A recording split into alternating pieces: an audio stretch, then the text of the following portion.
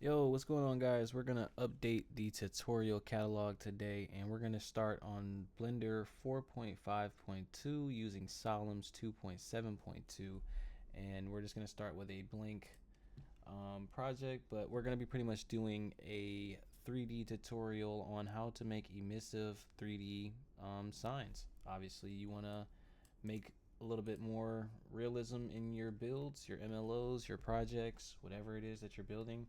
Um, I'm going to start off by just Shift A, and I'm going to add a text.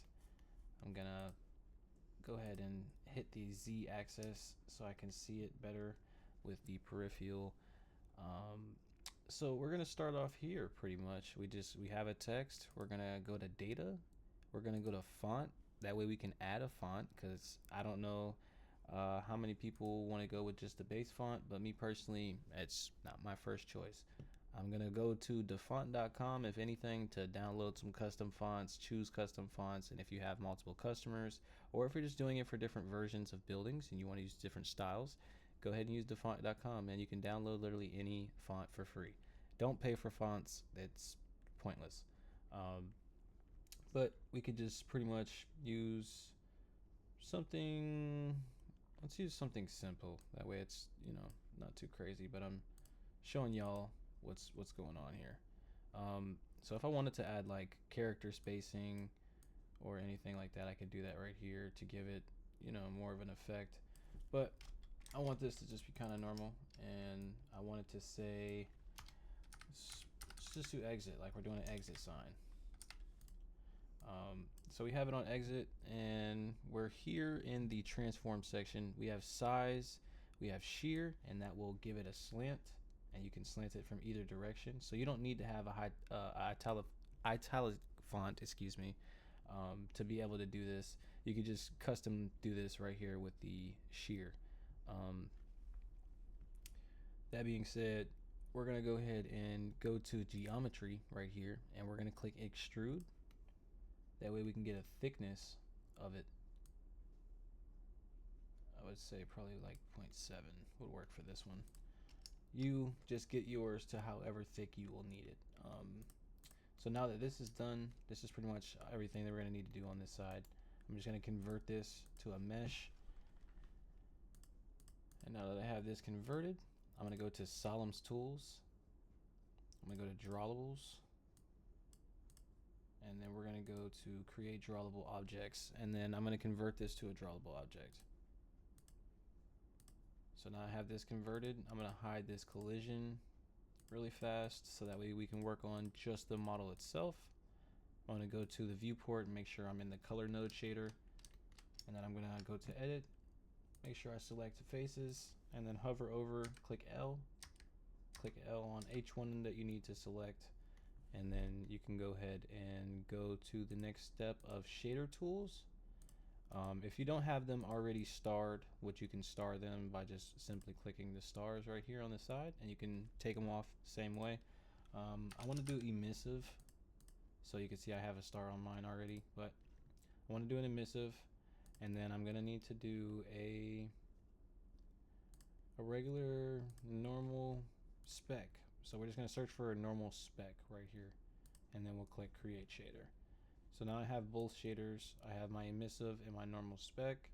I'm going to go ahead and select all, and then L, deselect, L, deselect, L, deselect, L, deselect. That way I can assign these to the bottom, so that way the whole thing is not emissive. And now also that I did that, I can select the bottoms to lower the face count and delete these, because we're not going to need these on the back end. We're only going to need to see the front. So now we're in object mode. We're going to go to emissive, we're going to go to shading, and then we're going to go to colors. I'm going to put in just a solid color, but you can put in whatever texture you want, preferably. I use solid colors on the emissives because they just look cleaner. If you want to use some type of decal on the side, just make sure you UV everything correctly. So now we have everything pretty much done as far as the model. The textures need to be embedded, so let's scroll down to Solemns, in the materials properties, and we'll go to texture parameters, embed for the emissive, and then embed for the side, but we forgot to do the side. So let's simplify this by just deleting these,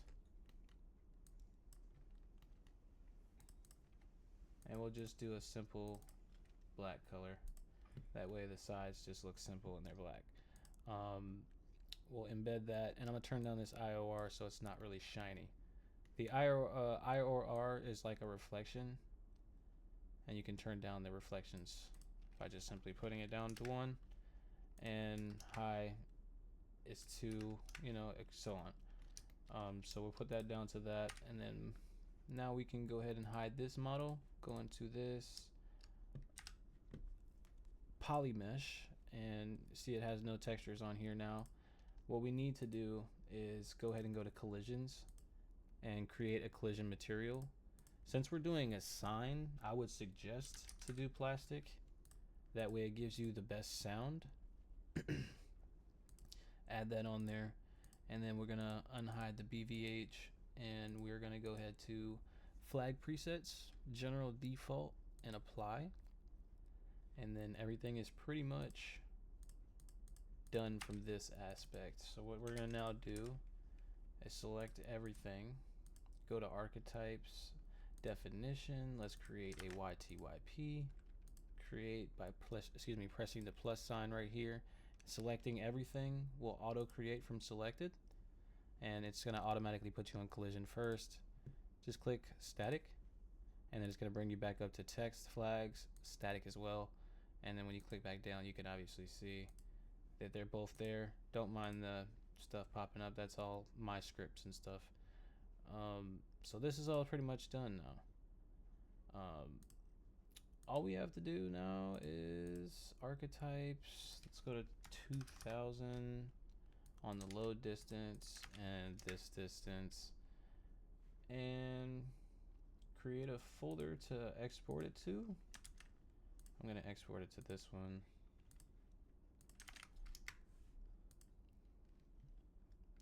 Select everything out of edit mode. File, export, CodeWalker.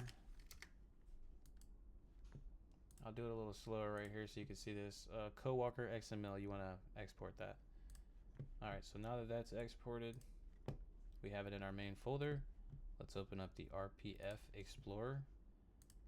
Create you a little folder in your common mods.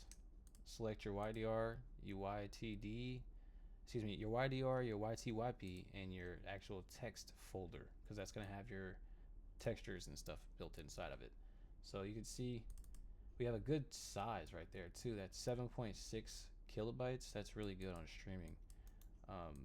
Now you can see that it's red, it's emissive. This is exactly what we're looking for. This is exactly what we were trying to do.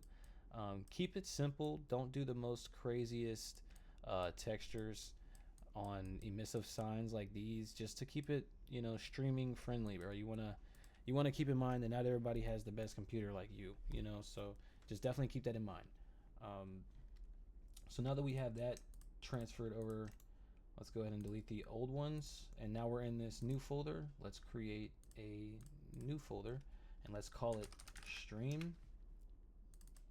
In that stream folder, let's create a YDR and close brackets, and a YTYP,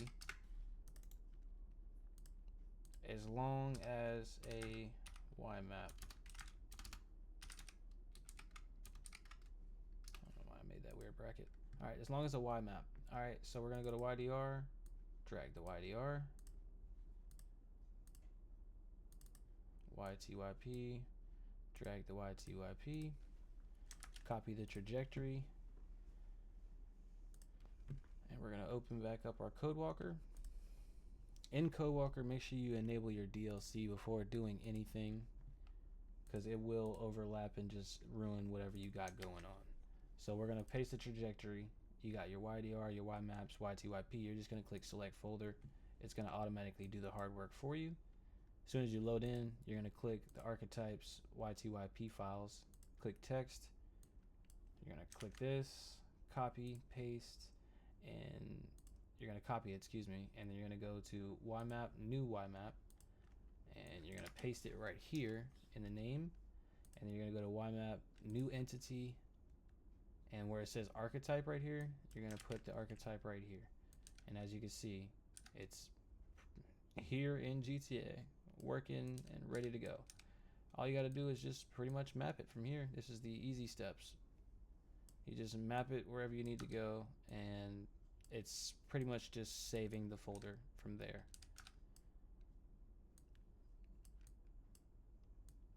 And I did some weird, crazy fonts, so it kind of is like a little warped, but it looks cool. It gives it like an old effect.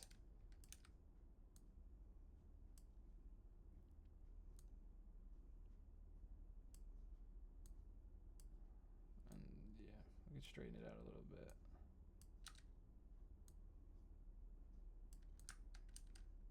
There we go. Just something subtle, simple. This isn't perfect, but you're getting the idea. You know? File, save as, go into your YMap section, save. Let it reload everything in before you save again. Go to Tools, Manifest Generator. Clear this because you don't know if it has the previous code or if you have one or whatever. Just generate, save. You're going to go to Stream in the main Stream folder, save your manifest. The only last thing that you have to do is, now that you have all of this built, you're going to continuously build these packages the same exact way as well. So if you're bracketing anything, you're going to do YBNs, YTYPs, YDRs, YTDs, excuse me, etc. And then you're going to go back to this main folder. You're going to need a FX manifest Lua, so you can create a Lua file, and then you can open the Lua file and pretty much structure it this exact same way. FX manifest version, the game, the author. If you created it, you want to pretty much put your tag in there. Your description is what you made and the version of what it is. And then obviously Lua 54 is if you're going to be selling these packages on Tebex. Then you have your escrow ignore if you don't want certain packages locked. If you want people to be able to customize them, have different textures, I can also make a different video on that. Just let me know. But that's pretty much all you need to do, and I hope this tutorial was useful for you guys. If y'all have any other questions or concerns, man, just leave me a comment and leave a like. I greatly appreciate it, and I will see you guys in the next one.